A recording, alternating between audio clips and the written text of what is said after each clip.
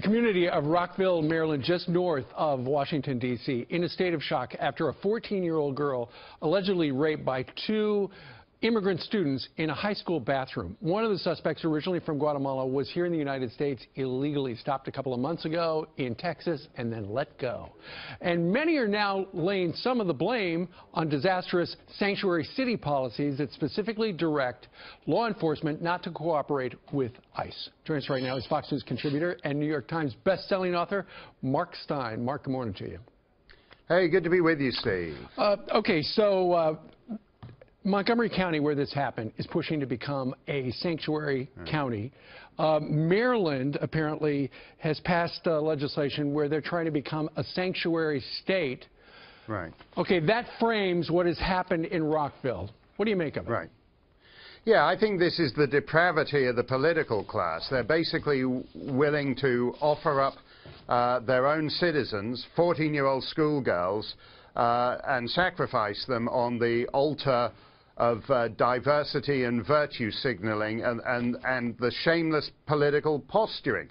You know, as we saw in the Gorsuch hearing, Democrats particularly have great empathy in theory, but the practical consequences of that poser empathy are what happened to this girl in this school bathroom a few days ago. There is no benefit to the citizens and legal residents of the United States in fetishizing mass illegal immigration, and shame on this county and the state of Maryland for going along with it. Well, we know at least one of the guys was in this country illegally. I know in one suburban school district, 19 different languages are taught and used in the school.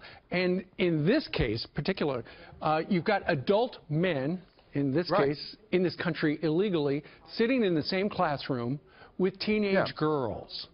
Ultimately, as a parent, you got to wonder, who's sitting in the same classroom with my kid today? Yeah, and this is in a culture where if you were to propose reading Huckleberry Finn, everyone would go bananas and demand a safe space. But you can't have a safe space for a man who is a grown adult man who's in the country illegally. And incidentally, he was supposedly detained at the border and then let go by U.S. immigration.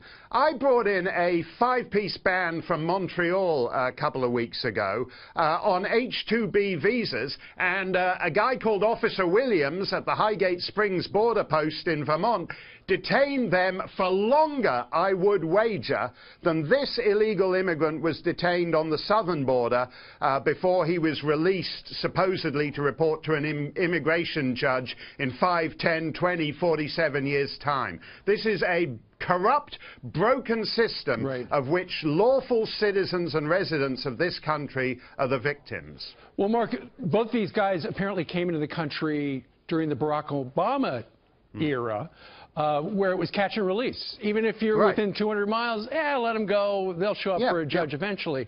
Donald Trump got elected. At least he won the nomination on the promise that he would do something to crack down on the people coming into this country illegally.